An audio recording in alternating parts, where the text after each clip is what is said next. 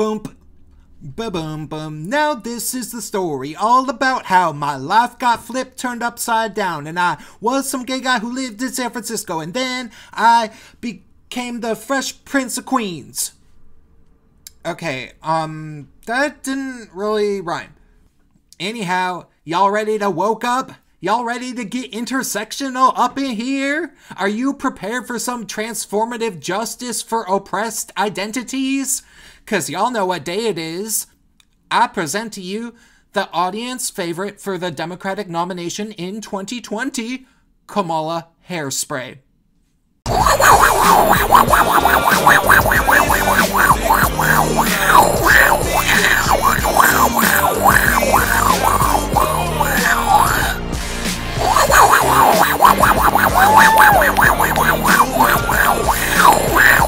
Hello, California Democrats! This is our house!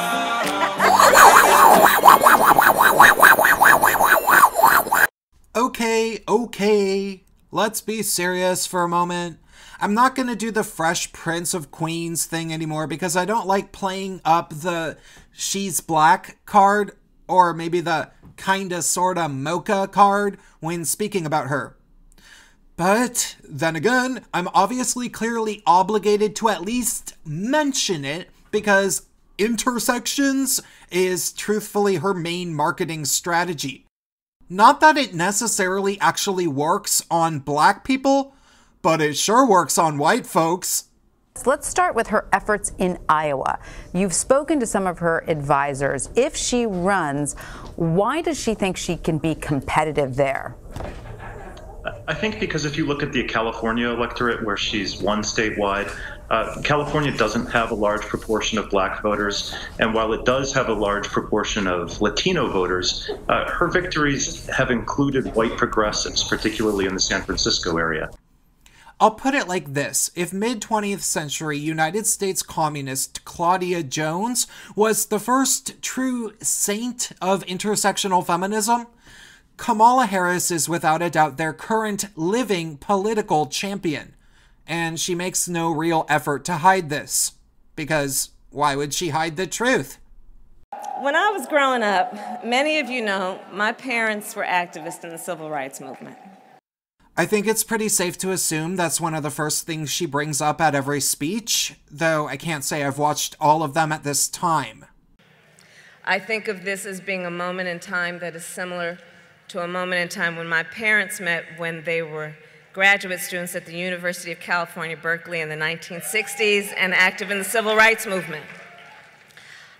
She frequently talks about her parents, but I can't be the first person to have observed that she seems like a genetic specimen created by fusing together Barack Obama and Hillary Clinton's DNA, albeit slightly more warm, animated, and without the female crime boss creepiness of Hillary Clinton. But what astounds me more than anything is her mastery of Obama's accent when she delivers speeches. There's the big promise. They say they will make America great again. Well, in my mind, that statement begs an obvious question. Again, for whom?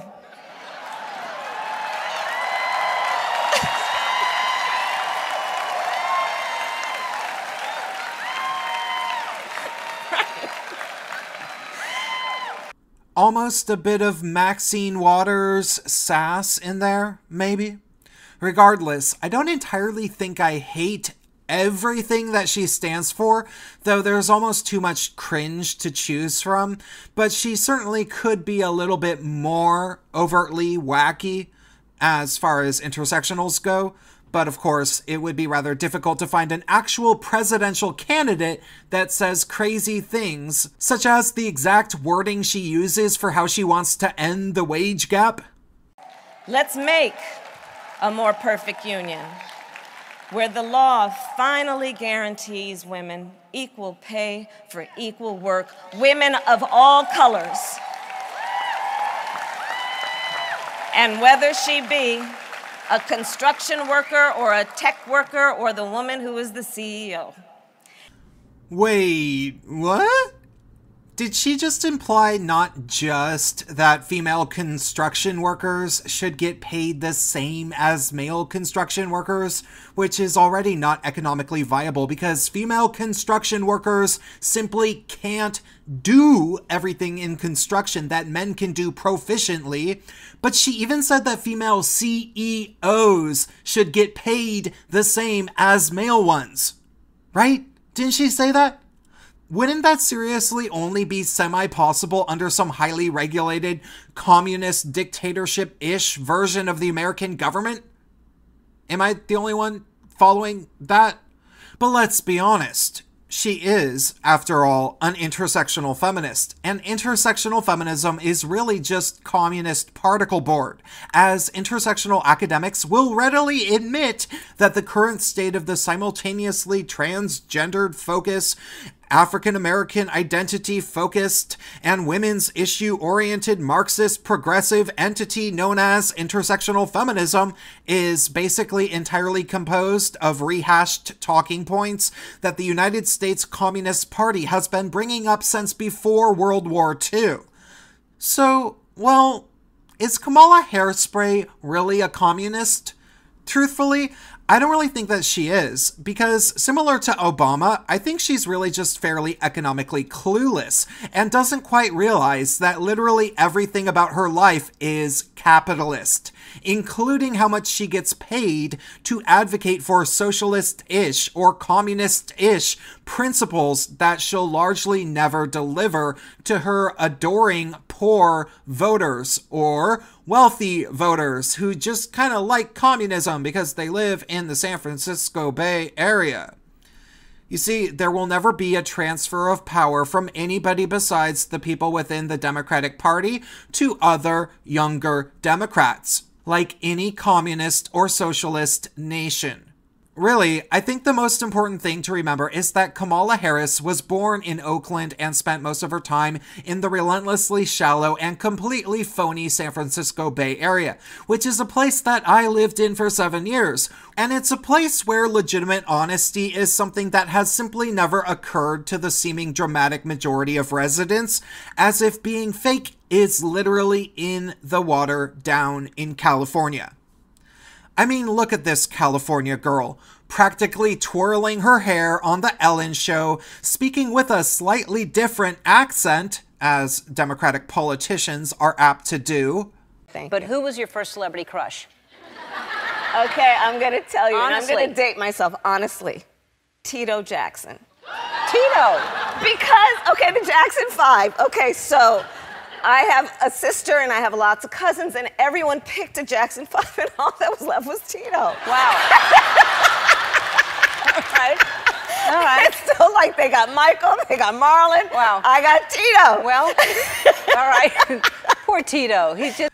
Granted, I know that I picked the least flattering moment that I could find in terms of her general demeanor, and I don't at all hate people who converse like that, as I find it a bit endearing personally in that Sex and the City type of way.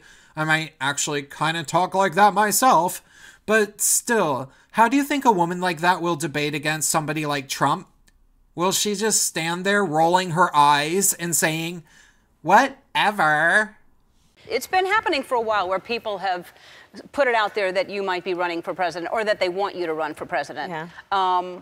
You're probably not going to answer me, but I'm going to ask you anyway. You're right. But on both counts. You won't answer. I'm not going to answer. No. What then? But here's let me see what your answer is, though. Will you run for president? Okay, let me tell you that. What's your answer? So, you see, I want to make it clear that I'm not calling her Kamala Hairspray with the intention of making fun of black hair straightening techniques or something, because honestly, I have no idea what she puts in her hair and I really don't care. Rather, I add hairspray in there because she's so vapidly fake in that exact same California way we used to make fun of as far back as the 1980s in terms of blonde bimbos who would hang out at the mall. Though I can assure you, they really do come in all skin colors. But aside from being a plastic, fantastic California girl, Kamala Harris, like Yvette Falarca, sits at about the most privileged intersection of identity that anybody could in the current year, being that she's clearly an upper middle class woman born and raised in the San Francisco Bay Area who has the added bonus of getting to claim that she's a person of color, as if being a woman with her skin tone and hair type is some sort of disadvantage in leftist reality, which is the exact opposite of the truth. Now, do I think she'll run? Yes, I absolutely think that she'll run, and I absolutely think that she's going to get a likely majority of the base of the Democratic Party to support her, because they've become the party of vagina, preferably vagina of color, and that's about all they care about. And being that Kamala Harris is actually about as intelligent as Bernie Sanders in his old age, she'll be able to say the right things at the right time. Though, do I believe she'll take the nomination? Well, that's another issue to be seen entirely, because she'd have to convince some pretty sizable donors to raise appropriate funds for a campaign against a fighter like Trump. You see, I legitimately believe that Hillary Clinton is, or was, the only person who really had connections with the super big money that the Democrats had been getting. And while there's a part of me that wants to say that Obama could put a word in for Kamala Harris and make something happen, it's highly improbable that any billionaire or corporations would listen to him after what he continued to do to the already bad economy. And based on the fact that he also bankrupted the Democratic Party, why would anybody throw money at his recommendation? Thus, I do feel that there could be some fierce competition among the Democrats, and Kamala Harris might not get the nomination. But you can bet she'll endorse whoever does, be it Hillary Clinton again, Joe Biden, or Beto O'Rourke, who realistically are the types of guys that big money will probably think will be a safer bet competing against Trump. But of course, she does have a pretty firm game plan now that the grievances of immigration have been pushed to the national spotlight. And being that she's the child of two immigrants herself, it's hard to know whether or not she might appeal to enough people that she'll be a serious contender in 2020.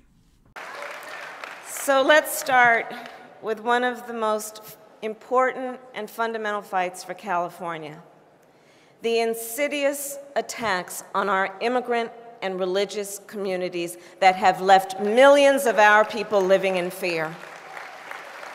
Stranger things have happened, and although she might not actually beat Trump, I'm sure she'll be able to get the types of votes she'll need to likely win at least the popular vote.